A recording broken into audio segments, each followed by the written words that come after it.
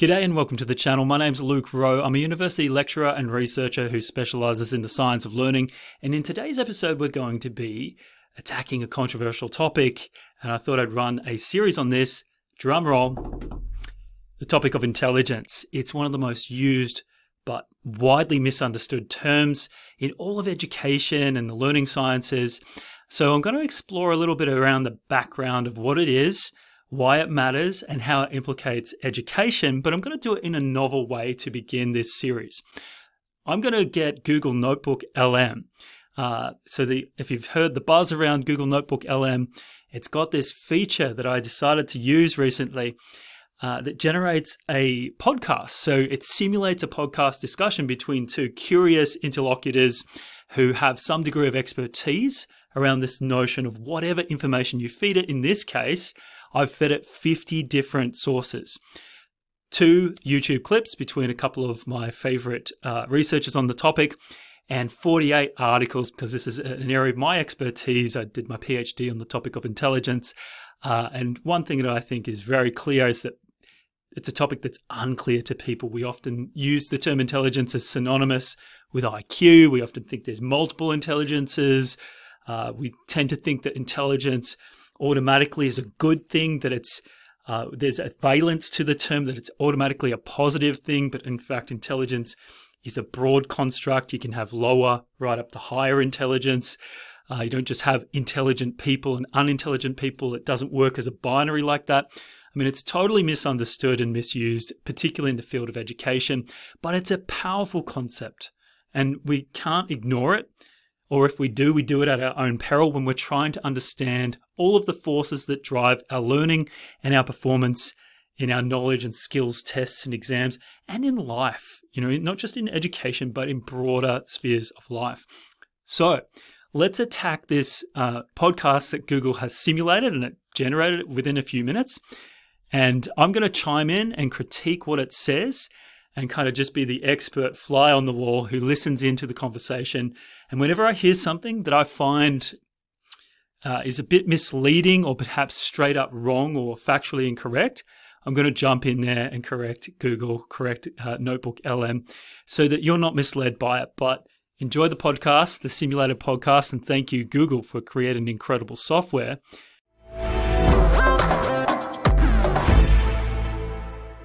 Okay, so this is Google Notebook LM.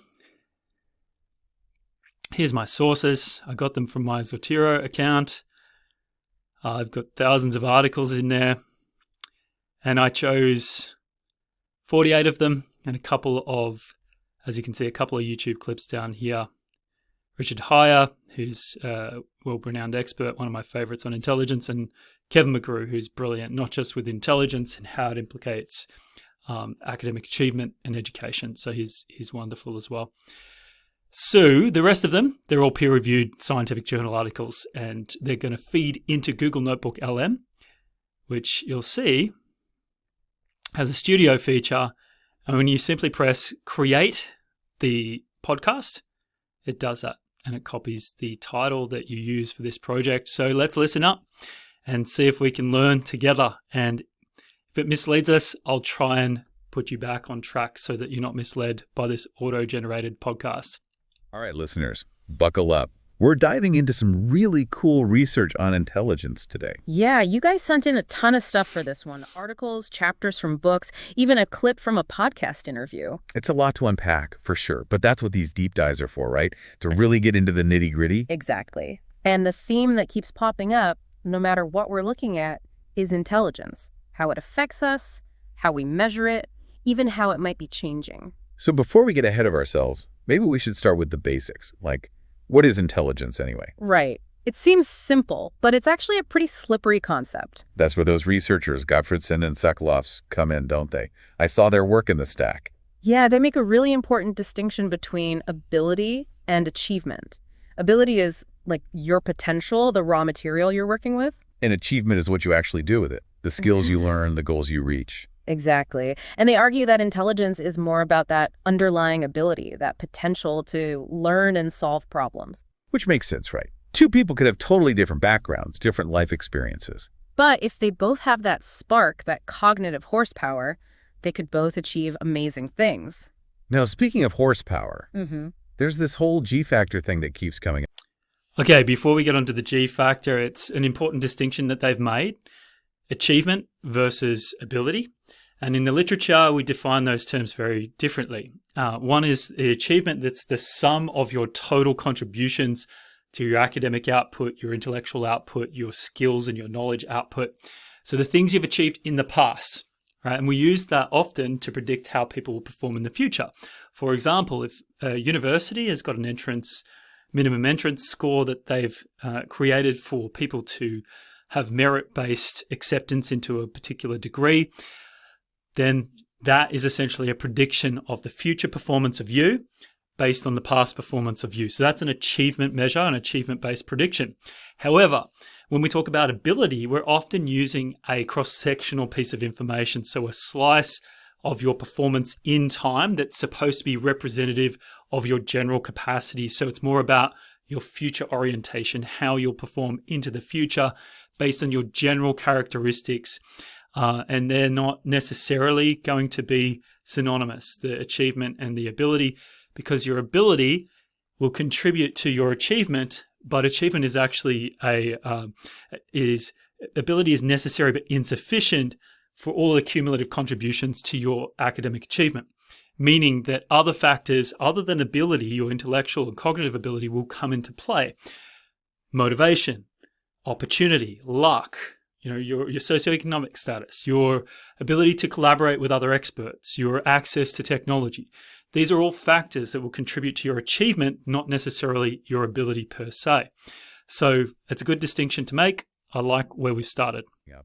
I got to be honest, it sounds kind of mysterious to me. Right.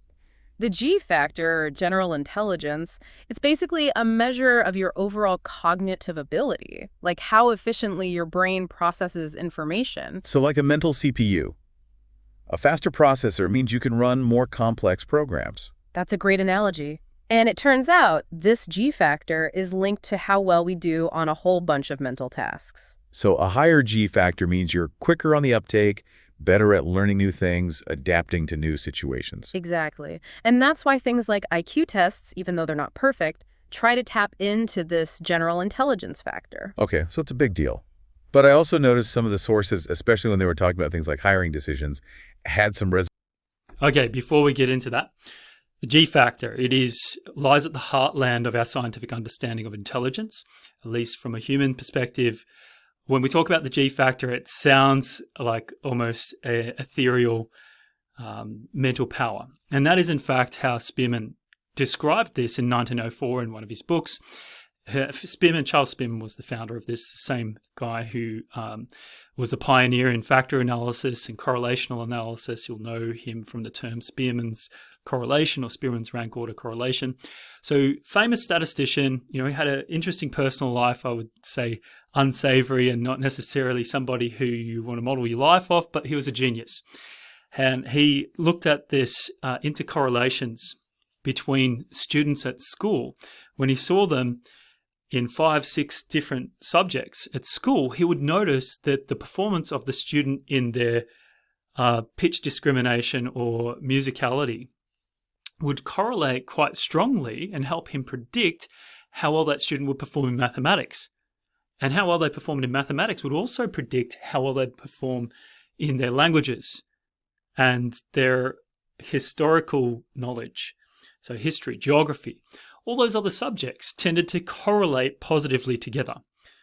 In that, if you had a student who was in the top 10% in mathematics, it'd be a fair bet, a fair guess, to say that they're in the top 10 to 20% in the other subjects. And when he looked at the correlations between all the scores of these students in different subjects, he extracted through what was an early form of factor analysis, a G factor, a latent, when we talk about a factor, we're talking about a latent property, a construct. It's not visible, it's not observable directly, but it's a latent property of the mind, of the brain.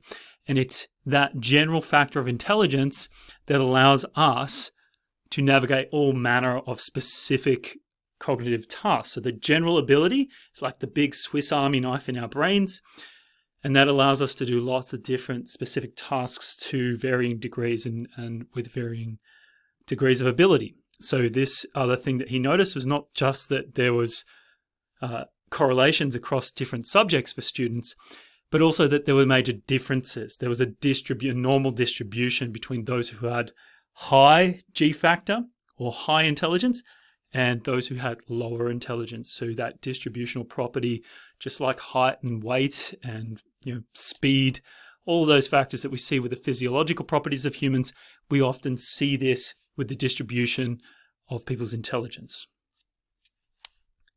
Observations about the G factor, like maybe we shouldn't rely on it too much. That's a really interesting point. It gets into this whole debate about whether overemphasizing the G factor, even if it's scientifically valid, might lead to less diversity. So like even if a test is fair in a scientific sense, it could unintentionally favor certain groups over others. And that raises a whole bunch of ethical questions, right? Absolutely. And it highlights how science can bump up against social values. Makes you think, for sure. It does. Yeah, so one of the things there, this has been a big issue for a long time. The idea of intelligence tests itself was born out of a very particular time and culture, a very specific Western niche, a sort of post-Enlightenment niche, where we're talking about Francis Galton in the late 1800s in Britain, and the sort of British nobility and the aristocracy there, as well as the French upper class. You've got Alfred Binet and his student Simon. And there are a whole lot of people who contributed, and Charles Spearman that I spoke of before. So they're all contributing to this in the late 1800s, early 1900s, and it's very much a westernized notion of ability. Right? So there's going to be challenges when you try and make a test within an ecological niche from an evolutionary perspective, and you try and fit that as a measure of how people flourish and perform in a different ecological niche. And so you have these mismatches between where the test was created and the context and the ecological niche around it, and the participants or the people or the minds, the intelligence that you want to measure, and the people will often not perform as well when there is a mismatch between where these tests were developed and the context and the people in that context that differs significantly from that. So it's worth keeping in mind, and the way scientists have tried to overcome that in the past, Cattell's famous for this, Raymond Cattell, he developed what was called culturally fair intelligence tests, and it was just meant to be a culturally and linguistically benign test, so it didn't have sort of a linguistically heavy form of testing. It'd just be rotating blocks in your mind, three-dimensional and spatial rotations, pattern recognition, that kind of thing. So it wasn't necessarily supposed to be embedded within a culture, but we do know that even the culturally fair intelligence test is still culturally biased to certain cultures, particularly the ones in which the tests were created. So worth keeping in mind, because some of the worst sins of intelligence researchers in the past have been completely ignorant of those points, and or at the very least insensitive towards those points. And speaking of values, let's talk about education. One of the papers by Detterman had this really provocative claim. He suggests that across large groups of students, teachers might only account for 1 to 8% of the difference in achievement. 1 to 8%. That's a lot lower than most people would guess. I know, right? It almost sounds like you're saying teachers don't matter. Yeah. But surely individual teachers can have a huge impact on how much a kid learns, can't they? They absolutely can. And I think what Detterman's getting at is that when you zoom out and look at massive data sets, student characteristics, including their innate intelligence, are playing a bigger role than we might realize. So it's not the teacher. Okay, I need to intervene here.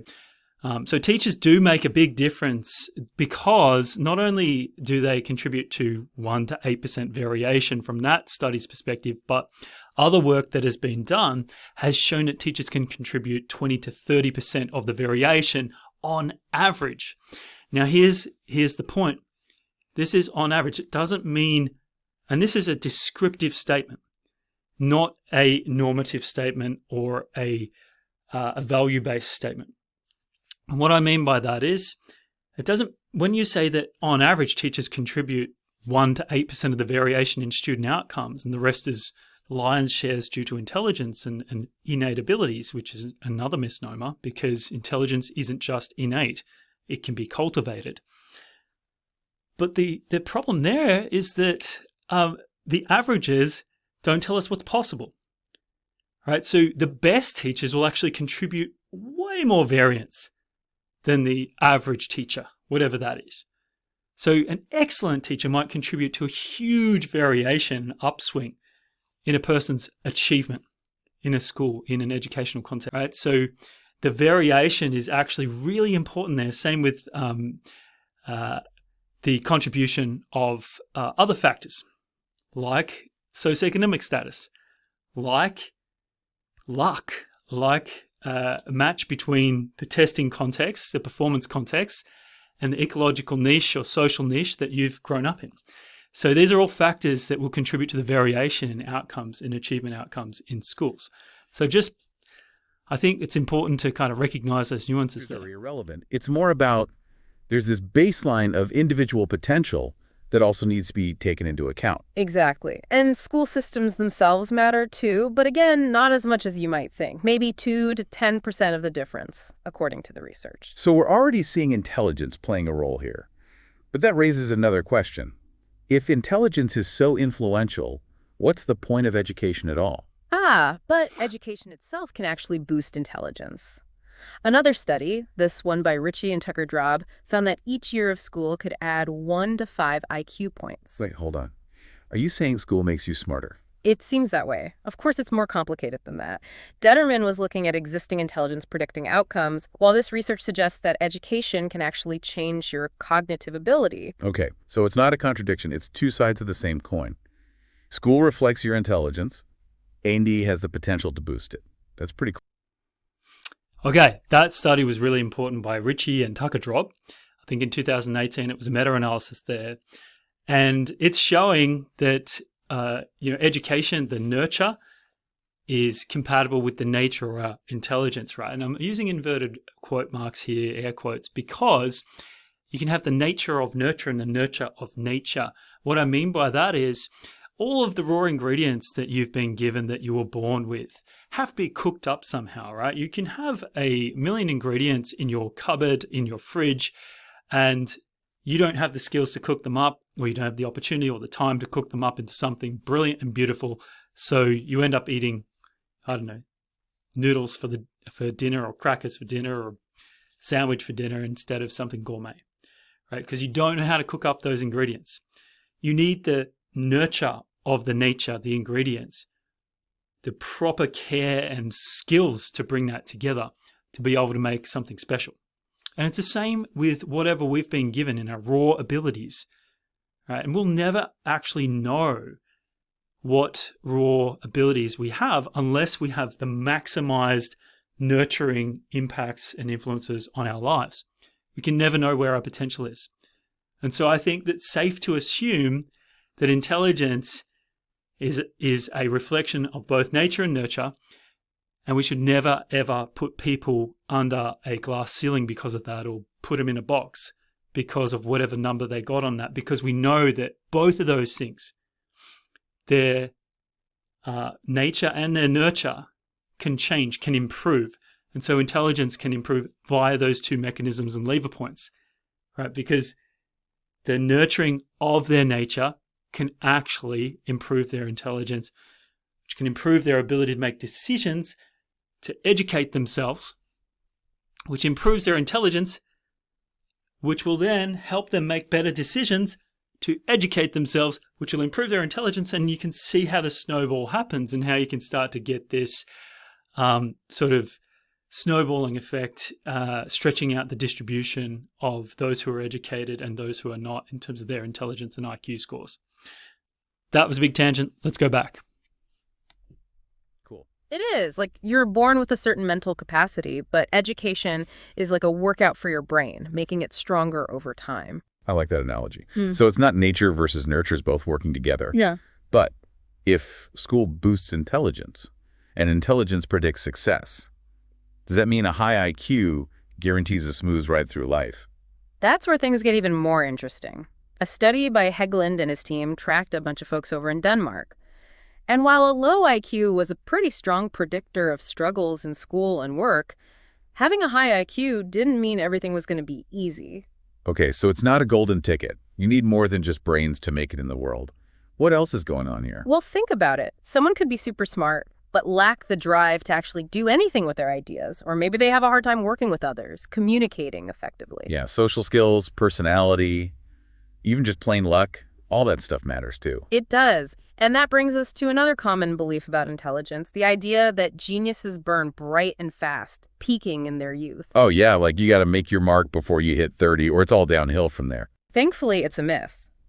Jones and some other researchers debunked this idea. They found that peak achievement can happen at all ages, even later in life. Phew, that's a relief. But if peak achievement can vary so much, does that mean intelligence itself changes as we get older? It's less about intelligence itself changing and more about how different fields reward different kinds of intelligence at different points in your career. Jones's team found that theoretical fields, like physics, often have earlier peaks. Whereas something like experimental research, where experience matters more, might see later peaks. Exactly. So even if you haven't had your eureka moment yet, there's still time. But there's one more piece to this puzzle. Genes. Ah, the nature-nurture debate. I knew we'd get there eventually. So how much of our intelligence is actually determined by our DNA? Well, research from Neisser and colleagues suggests that, yes, genes become more influential on our intelligence as we age. Hold on, are you saying we're stuck with the intelligence we're born with? Like, destiny is written in our DNA. Not so fast. Our environment plays a huge role, especially early in life. It's like genes set the stage, but our experiences, our upbringing, even our education, they all influence how those genes express themselves. So it's like having a musical score, but the interpretation, the tempo, the feeling depends on the conductor in the orchestra. That's a great way to put it. And a perfect example of this is something called the Flynn effect. Have you heard of that? Rings a bell. Is that the one where like IQ scores have been rising over time? Exactly. Throughout the 20th century, people were scoring higher and higher on intelligence tests, even though their genes weren't fundamentally changing. So something in the environment was making a difference. Better nutrition, access to education. It's likely a combination of factors, but it shows that environment can have a huge impact, especially. Yeah, so the Flynn effect has seen a standard deviation increase across 2 to 3 generations. We've seen a standard deviation increase in intelligence test scores. So what your grandparents achieved on an IQ test for the average, the average intelligence of your grandparents and their cohort would now be considered, for lack of a better term, mentally impaired on an intelligence test distribution. So that means that they're a standard deviation or 2 below the average nowadays in this contemporary testing environment.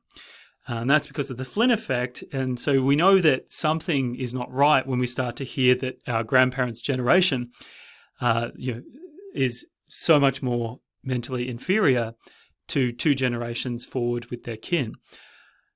It's obviously that people are getting better at the tests. It's not that their underlying intelligence is necessarily getting that much better.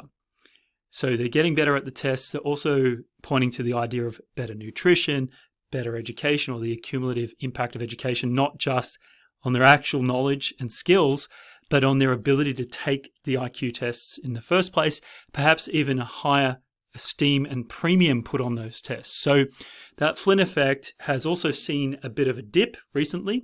They're calling it the reverse Flynn effect, where it's actually not necessarily increasing intergenerationally anymore. So we've seen a bit of a plateau there. There's also other researchers, Lynn, L-Y-N-N, who also cottoned on to that, not just James Flynn, with this increased intergenerational improvements in IQ test scores. And remember, there is a distinction between intelligence and the way we test it. They're not the same thing.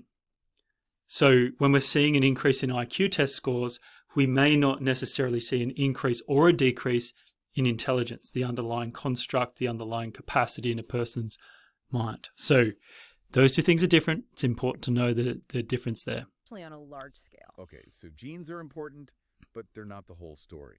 Environment matters too. But what about the physical brain itself? Does intelligence actually show up in brain structure? Now we're getting into the really cool stuff. Researchers like Young and Hare have been using brain imaging to try to figure this out. So we're talking about like actually seeing intelligence in the brain. That's wild. It is, and their work led them to propose something called the parieto-frontal integration theory, or PFIT for short. It basically says that a network of brain regions, mainly in the parietal and frontal lobes, is key to intelligence. Okay, I'm going to need a quick brain anatomy refresher here. What do those parts of the brain actually do? Think of the parietal lobe as your sensory processing center. It helps you make sense of what you see, hear, and feel. And the frontal lobe. That's more about higher order thinking, planning, decision-making, that kind of stuff. So the PFI2 theory is saying that intelligent brains are really good at integrating information from different senses and then using that information to make smart decisions. Exactly. It's like having a super efficient communication network between different parts of your brain. Fascinating. But how does a brain... Yeah, so that's an important distinction there around the intelligence isn't just located in one part of your brain or any particular location, but it's how those parts speak to each other. It's the integration and particularly the anterior cingulate gyri and the junctions between the prefrontal and the temporal regions, parieto-temporal regions. So that kind of integration idea is fundamental because it's not just the information we process, it's how we integrate and apply and understand that information in real time. So one of the definitions of intelligence, Linda Gottfredson once said that the definition of intelligence is to navigate the complexities of everyday life. And I think when we talk about integrating information in a usable fashion so that we can adapt to the novelty, the complexity, the uncertainty in front of us, that is, talking, I think, pretty closely to what most intelligence researchers would define as intelligence. Actually work more efficiently in people with higher intelligence? Is there an explanation for that?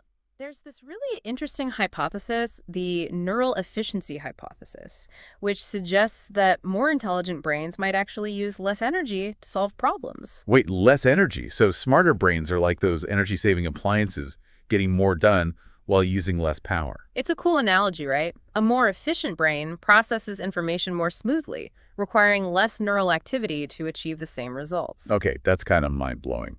But we've also got some research here that looks toward the future of intelligence research.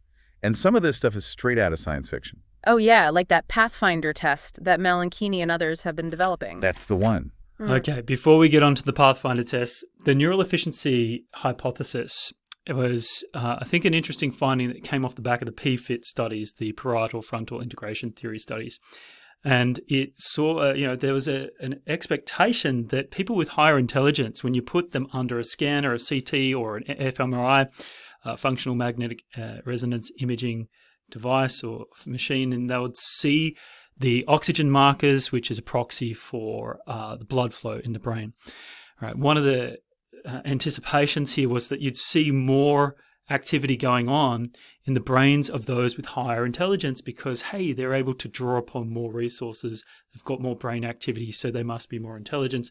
But we know that brain activity and intelligence aren't working as there's no dependency between, there's not a one-to-one correspondence between those things in terms of neural activity and intelligence, right? So they can operate somewhat independently, meaning that the people who are most efficient at extracting information, understanding and navigating that complexity are going to use less brain power and less resources, so they're more efficient than those who struggle to understand that same level of complexity.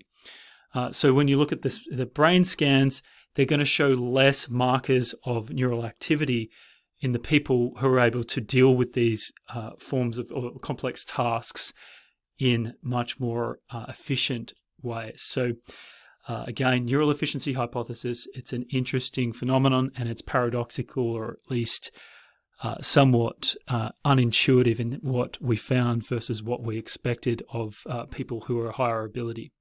It's supposed to be a much faster, more engaging way to assess cognitive ability. No more sitting through those boring old IQ tests. And because it's quicker and cheaper to administer, researchers can use it in larger scale studies, which is crucial for things like genetic research. Ah, genetics. That brings us to those polygenic scores. Wow, we're navigating lots of big topics and we're not doing them justice. The Pathfinder study is not a big deal in the field of intelligence. I think it's just because it's caught onto one of the papers that I fed it. It's important to know that there are different ways to test intelligence, and it's an innovative space, particularly with technology. There's gamification of testing, which is the Pathfinder model. There are adaptive tests where you can have a database of 1 million IQ test questions, and algorithmically you'll be determined which pattern of 60 of those items that you'll face and encounter, meaning that if you get one question right, you'll then have one of the more difficult questions, or the next category of difficulty from the 2000 difficult, moderate difficulty questions. You get that correct, then you start to get questions from the more advanced pool of questions. And so that's called an adaptive response test. And it works in reverse as well. You get easier questions when you get them wrong. And it means that we can be more sensitive to the variance and the variation between people's abilities. So that's just one of the examples of how we can test intelligence. Other people say that intelligence, the best test for it is everyday life. And they'll often point to academic achievement or other forms of achievement as a measure of intelligence. They might say, if you're really intelligent, then you will have achieved. If you're really intelligent, then you will have achieved a lot. You can claim be intelligent all day long, but if you haven't achieved much, then are you truly intelligent? Well, this comes back to the meaning of the word and the term and how we measure it. It's not an inherently valuable term. It's not inherently good to have higher cognitive ability necessarily. So we've got to be careful there in making it synonymous with achievement, even though there's an overlap and they can be closely related in some contexts. Now let's talk about genetics. Again, light topic. GPSs that I've been hearing so much about. That's right. Plummen and von Stum have been at the forefront of this. The idea is that one day we might be able to predict someone's likelihood of having certain cognitive strengths based on their DNA. So imagine spit in a tube, send it off, and bam, you get back a report that says you have a high likelihood of being a math whiz. It's not quite that simple just yet, but GPSs are improving rapidly, and they have huge potential for understanding how genes influence intelligence. Okay, so a glimpse into our cognitive potential based on our DNA. That's pretty wild. But speaking of potential, we also have some insights from that podcast interview you mentioned. The one with Richard Hare, the neuroscientist. Oh, yeah, Hare's. He's a leading expert on the neuroscience of intelligence. And he had this fascinating argument about the G factor, that general intelligence we were talking about earlier. Right. He said that even a small boost to the G factor could have a massive impact on society. Imagine if everyone had just a little bit more reasoning power. He argued that it could revolutionize problem-solving, decision-making, all sorts of things. That's a really optimistic view. But it also raises some ethical questions, right? Like, who gets access to those enhancements? And what are the unintended consequences? Definitely. It's a conversation we need to be having now as these technologies continue to develop. Wow, we've covered a lot of ground already. Yeah, so that's from a podcast with Lex Friedman and Richard Hare. They spoke about that idea of having the capacity to genetically engineer and modify intelligence such that people had the option to increase their intelligence by a small amount, perhaps even a large amount, through genetic engineering and some capacity to technologically enhance people's IQ, not their IQ, their intelligence. And so I encourage you to take a look at that podcast because I think it's a fascinating prospect, particularly when instead of genetically modifying intelligence, and I know that this is something that certain research groups are looking very seriously into, it's not just the biochemistry that people can manipulate to have better genetic expression towards that end once we identify various sequences, DNA sequences that will contribute to this idea of intelligence, this phenotype of intelligence. So once we've identified the genotypes that contribute to that phenotype, then people can modify it genetically. But we've also got the synthetic materials, not just the biological materials that we can manipulate. And that is artificial intelligence. You know, what happens to a society when everyone's wearing a pair of smart glasses from Meta that allow us to engage in real time with Llama's language model or with OpenAI's language model or with Claude and Anthropic's language model. And you're sitting there in real time listening to me and you've got a filter going into your brain speaking to you in real time saying, oh, Luke is really not knowledgeable about this topic. He's full of crap, or he's right about this topic, or there's research to support what he's saying here. And so you can have an expert, a broader body of expertise than all of humanity combined has had in the past, just by tapping into the artificial intelligence and the internet and all of the corpus of knowledge in human history that's in that form.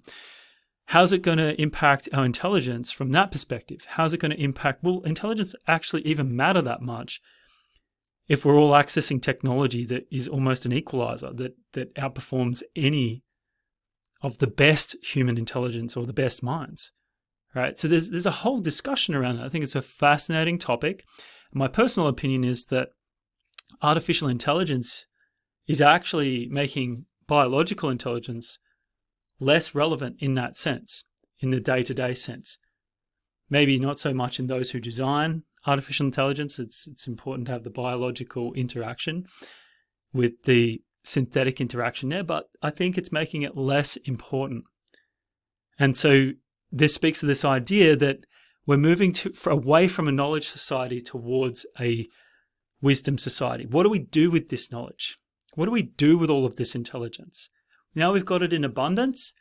Everyone's got it in abundance, in more and better than they could ever possibly dream of and imagine. What do we do? How are we going to use all of that? Is it going to make life easier, better, more fulfilling, more meaningful, more prosperous? That's for you to decide. And one thing's clear. Intelligence is a lot more complex than we might think. It's not just a single number. It's a whole constellation of abilities shaped by genes, environment, and even our own choices. And it's a topic that's full of surprises.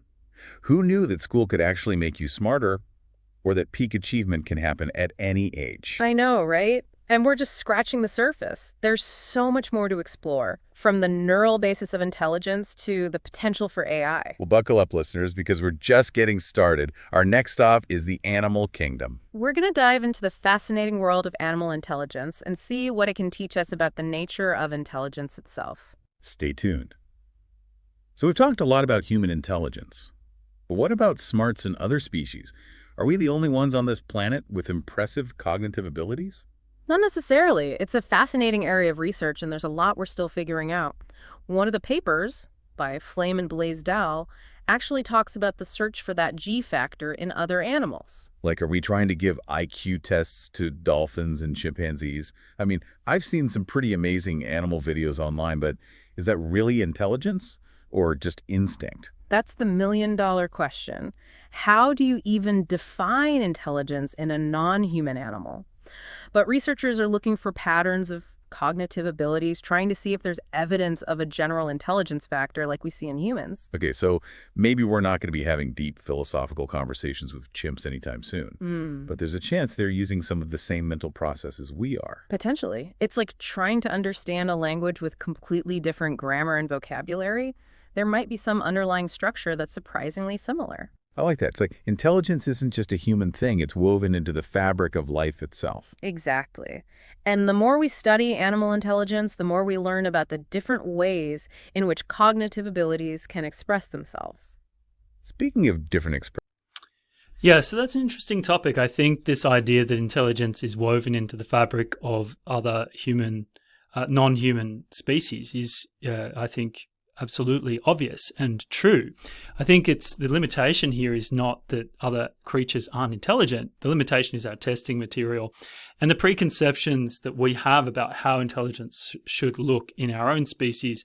And then we anthropomorphize that with other species. So other non-human species and even other hominids are very much capable of intelligence. Of course they are, because there's a continuity between species and within species. So that continuity itself speaks to what I think is there will be some functional elements, some overlap in the contributing factors, not just biological, but the functional integration of the biological markers of intelligence in other animals. So yes, there's also conversation about plant intelligence. So The way plants speak to each other, we just need a different time scale. Again, we can't put our own and impose our own imprint of what intelligence looks like on every creature as if they're all meant to look like humans in how they interact and engage in intelligent behavior.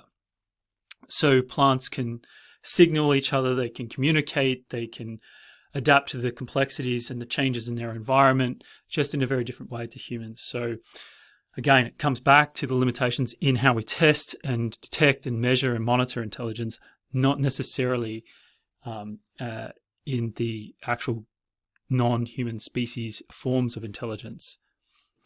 Then there's a whole conversation, which I'm sure this is going to get onto because I fed it some articles around artificial intelligence, and that's, of course, non-human, non-biological intelligence. And I'm a big believer that if we're not there already, that's where we're going. Impressions. Let's shift gears for a minute and talk about careers. We know that intelligence is linked to success, but it's obviously not the only ingredient. Right. Eng and some other researchers did this big analysis of career data, and they found that, yes, intelligence predicts things like income and how high up you climb the ladder. Objective success, like you said. But there's more to it than that, isn't there? Because we all know that person who's super smart, but stuck in a dead-end job they hate. Totally. And that's where subjective career success comes in, how fulfilled and happy you are with your work. And what Eng's research found is that something called organizational sponsorship plays a huge role in that. Okay, so it's not enough to be smart. You need people in your corner who believe in you and help you grow. Exactly. Mentors, champions within your company who give you challenging assignments, introduce you to the right people. They open doors for you. It's like intelligence might get your foot in the door, but you need that support system to really thrive. And let's not forget about personality, right? Huge factor. Things like persistence, resilience, social skills. Those can be just as important as intelligence in a lot of careers. It's like... Hang on, I have to interject there. The research is very clear that they're not as important, but they are important, right? So when we're talking about the magnitude of importance here, on average, for most careers, on average, intelligence is more important in determining the variation between people, right? In terms of their career success as measured by things like supervisor ratings of how people perform, capacity to learn and train and progress in various career progression pathways, income, other proxies for what we call career success. So intelligence is often accounting for somewhere between 25 and 50% of the variation in knowledge-based careers. When you think about things, personality traits like conscientiousness, which encompasses all of those things that they were talking about, being dutiful, resilient, seeing things through till the end, commitment, your ability to persevere through difficult times and overcome the impulse to quit. Once you're high in conscientiousness and you marry that with intelligence, we have really good things happen in careers typically. However, another trait, a personality trait, or perhaps a moral trait is integrity. So again, do you want people to be high in integrity, high in conscientiousness, but high in intelligence, high in conscientiousness, but low in integrity? No, of course, because they become a liability. They could be very effective at bringing the organization down for their own nefarious ends. So when you have a malevolent actor like that, they are best exiting the organization and best kept out of the organization in the first place. So if you hire strictly on the basis of intelligence, or even intelligence and conscientiousness, and you don't look at things like integrity and the moral compass of the person or the values of the person, you could end up inviting somebody into your organization who is a complete liability, and they are the beginning of the end of that, the social fabric of that organization.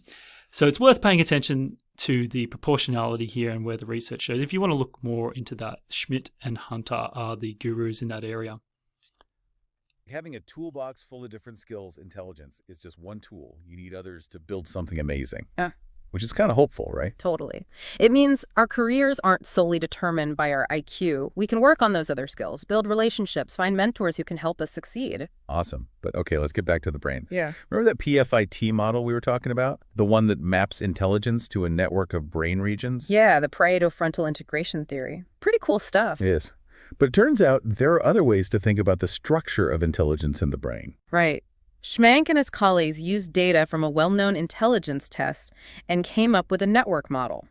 Instead of a hierarchy, picture a web with different cognitive abilities linked together. So each node in the network represents a specific ability, like verbal fluency, spatial reasoning, memory. Exactly. And the strength of the connections between those nodes determines how strongly those abilities are related. So instead of a single intelligence score, we're looking at a more dynamic, interconnected view of how different skills work together. That's the idea.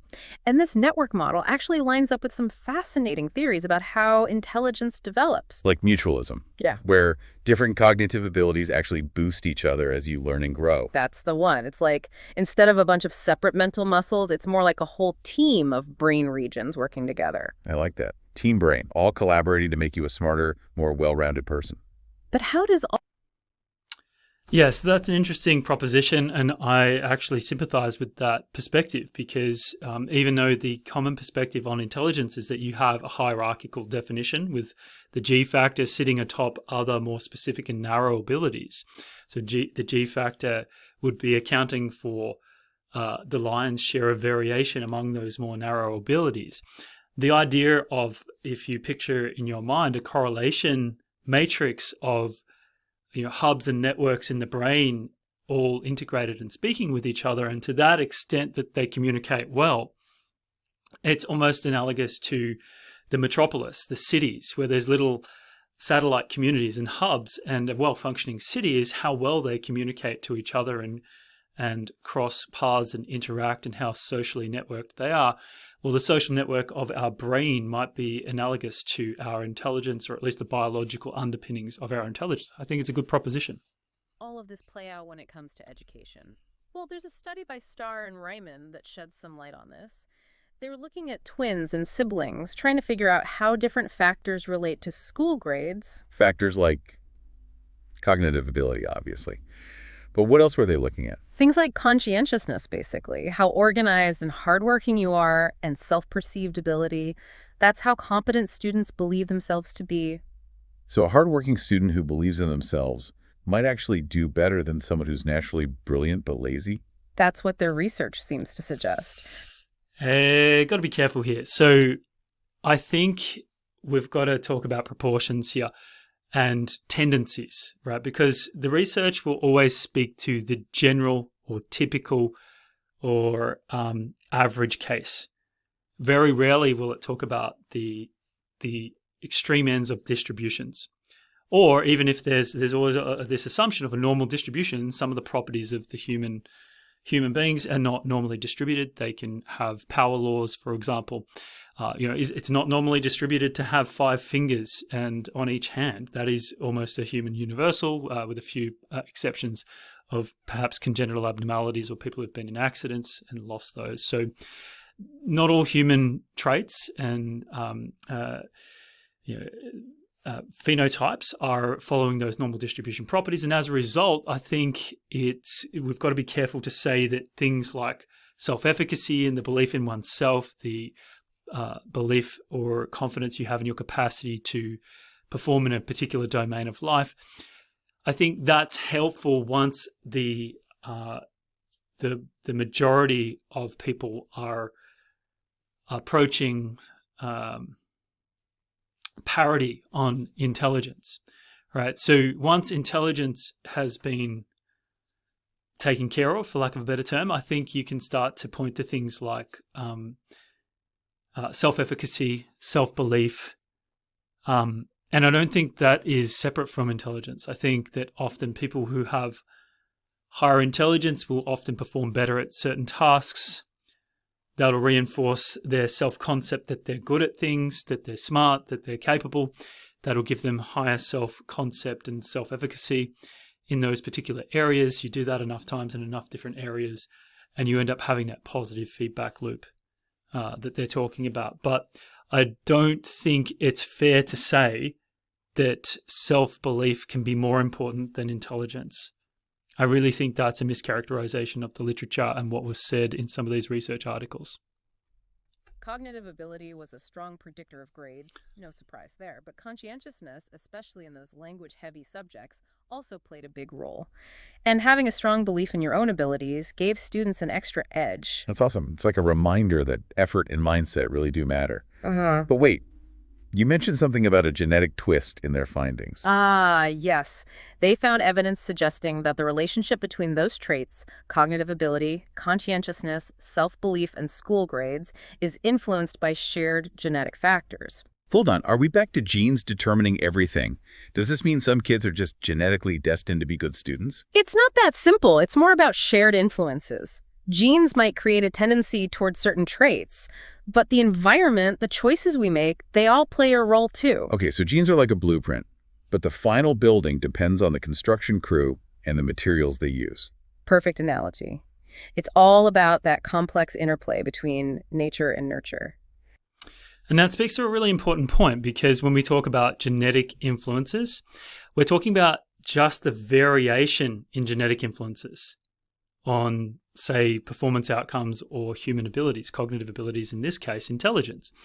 Now, if everyone has got a shared environment within a testing setting or an experimental setting, then you're basically holding that constant. The environmental influences are held constant, and as a result, they're not going to vary much. And so once you hold the environment constant, you maximize the variation of the genetic contribution to a person's performance outcomes or test outcomes or IQ test outcomes. And so it makes sense that when you're running experiments with people from a similar demographic and location and similar socioeconomic class, that they're going to have a lot of that variation in the environment homogenized, and therefore the contribution of the environment to the overall performance of that person will be suppressed in terms of its absolute, I think the lights are going out here, in terms of the absolute contribution of the environment to a person's intelligence or their performance in a given context. Let me turn the light back on. I'll be back in a sec. And speaking of complex, let's talk about intelligence, education, and socioeconomic status. Yeah, because we all know that kids from wealthier families tend to have more advantages when it comes to education. Better schools, more resources, maybe even tutors. But how does intelligence fit into this whole picture? Well, Strenz did this massive meta-analysis looking at the link between intelligence, measured early in life, and things like how much education people got, their job status, even their income later on. And what did he find? Is it all just about being born into the right family? The results are pretty complex. But the main takeaway is that, yeah, intelligence measured early on was a strong predictor of all those outcomes. More education, better jobs, higher income. So a higher IQ generally does lead to better opportunities. That seems to be the pattern. But there's a huge caveat here. Correlation doesn't equal causation. Right. Just because there's a link doesn't mean intelligence causes those outcomes. It could be that smarter kids get more encouragement, more opportunities, which leads to better outcomes.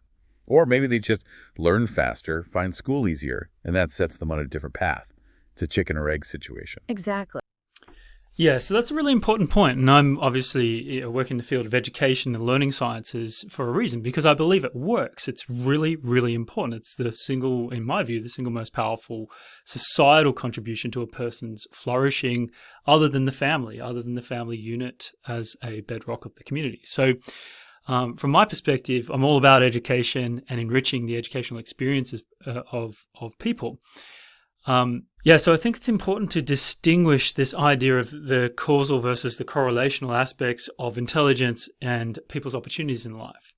Because, again, it's just so deeply enmeshed and intertwined that the best way to actually see whether intelligence is causal over a person's success in life would be to do some kind of unethical experiment where you're withholding things that you think may contribute to their life successes and their enrichment.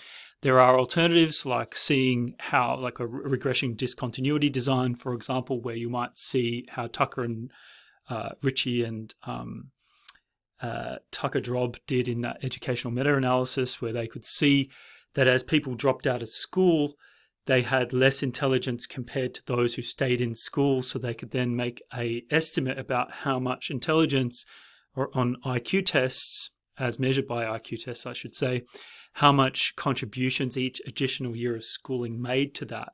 So you're kind of doing it by inference, by proxy, as opposed to experimentally looking at the causal relationship through a randomized controlled trial, saying, all right, we're going to do education for this group who is randomized and matched with this group who is not going to do education. And then we'll have a look at the influence of IQ in those two examples. And so, that's unethical. It's not going to happen.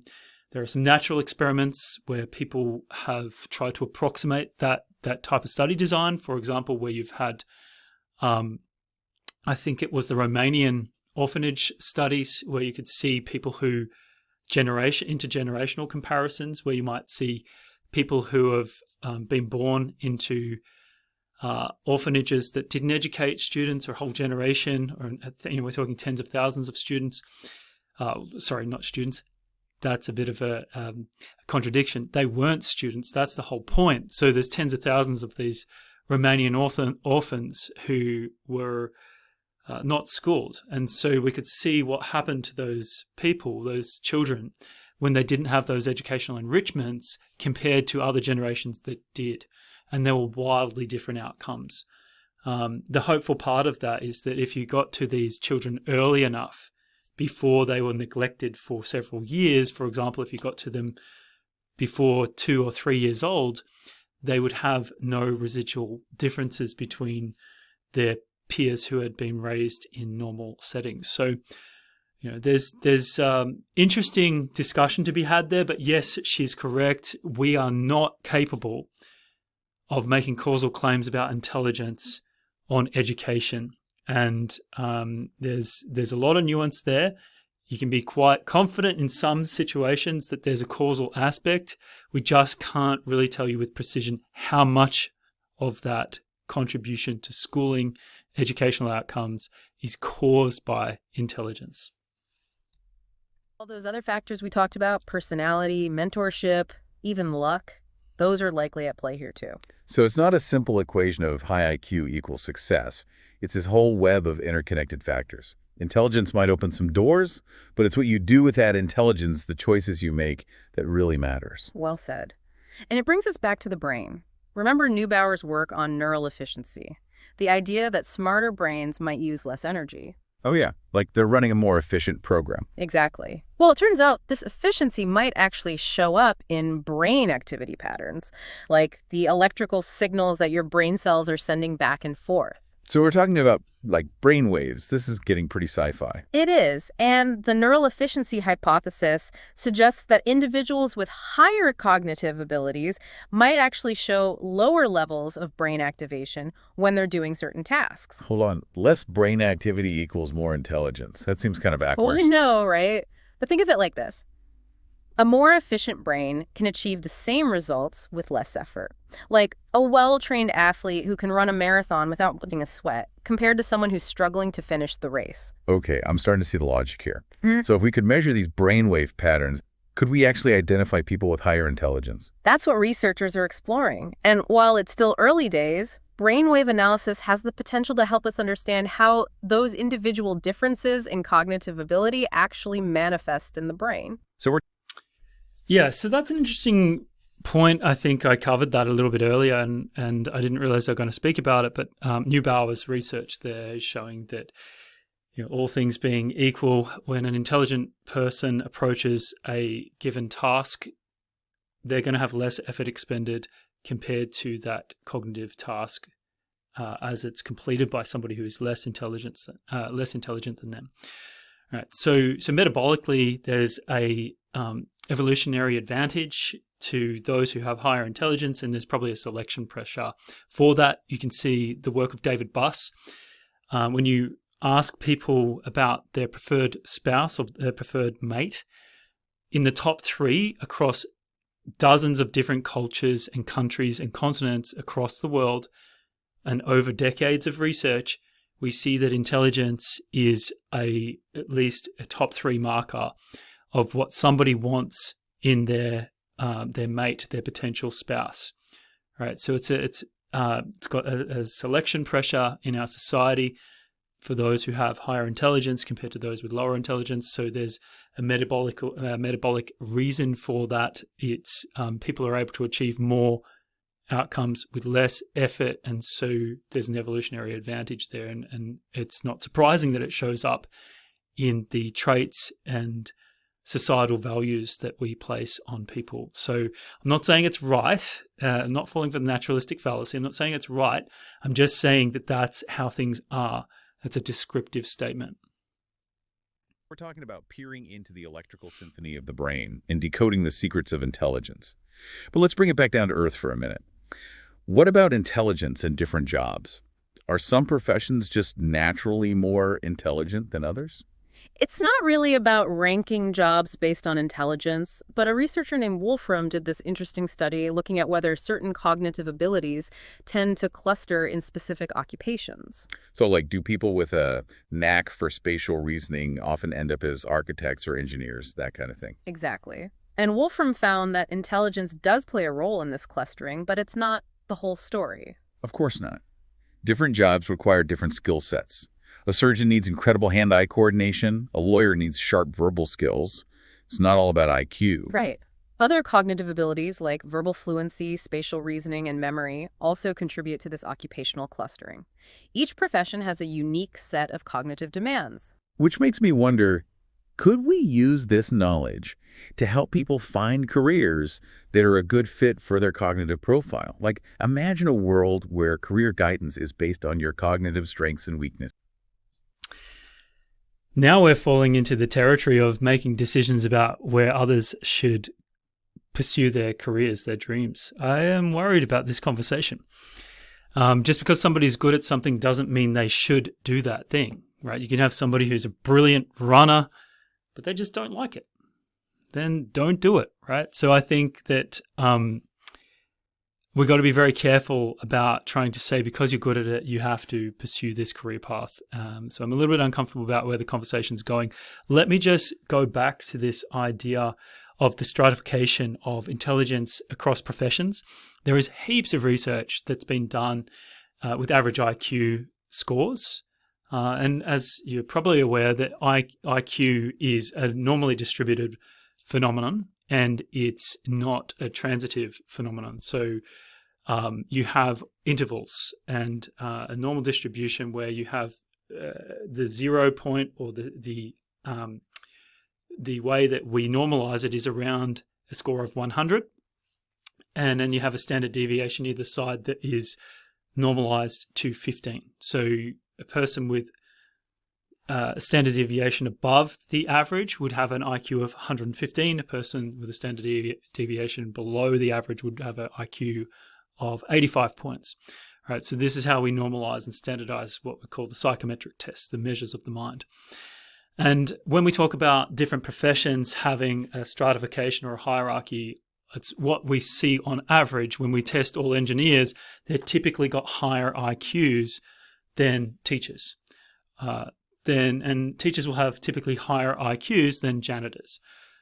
Typically, right? So these are controversial statements, and I'm not saying they're right. I'm just saying these are observations. So we do have distinct stratifications. They're beating around the bush here, and I think it's because Google has trained its models, its language models, its Gemini model, which is probably at the heart of creating this, with some very PC police, people who are going to sanitize it for any controversial topics because they're a commercial organization. It's going to bite them if they end up letting their language models go rogue and say controversial things or offensive things. And that's certainly one of them. When we talk about the differences in IQ, people think that IQ is not just a measure of intelligence, but it's a measure of human value. And that, to me, is the heart of the problem. It's not that we have differences in IQ, it's that we place too much premium on what it actually means for human dignity, human worth. As long as we can separate those two things, those scores, those IQ scores are not your worth, then we can have an honest and open conversation about which professions might have, on average, higher IQ compared to others. That's a fascinating idea. It's like finding the perfect puzzle piece for your unique cognitive shape. But how do we even make sense of all these different pieces? We've got general intelligence, specific abilities, that network model of the brain. It's a lot to keep track of. There is. And there's this theory that tries to pull it all together, the Cattell-Horn-Carroll theory, or CHC theory for short. GHC theory, okay. What's the gist of that one? Well, it acknowledges that there's a general intelligence factor, that G we talked about, but it also recognizes a bunch of broad cognitive abilities that contribute to your overall intelligence. So it's like, yes, there's a main engine driving the car, but you also have specific parts, the transmission, the brakes, the steering, that all work together to keep things running smoothly. Exactly.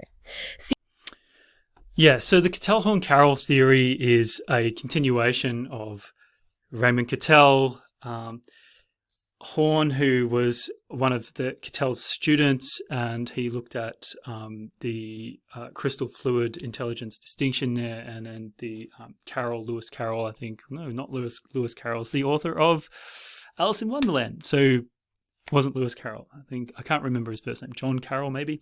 Anyway, the Cattell-Horn-Carroll theory is a hierarchical theory of intelligence. So you've got the general factor of intelligence sitting at top, what is typically represented as a 3 to 4 stratum theory, where you've got the broadest ability at the top, general intelligence, slightly more narrow abilities, spatial reasoning, verbal reasoning, that kind of thing there. And then underneath those, under spatial reasoning, you might have three-dimensional rotation, you might have maze navigation, or you might have pattern recognition, or you might have sub-capacities there like number pattern recognitions, and numerical reasoning, right? So then you might have other finer grained distinctions linguistically, like the ability to decode phonemes and your vocabulary, your ability to put together unique sentences out of a standardized set of words. These are the types of things we use on IQ tests, and those models tend to represent those latent properties in a hierarchical fashion known as the Cattell-Horn-Carroll theory. It is the foremost theory among intelligence researchers at this point in time.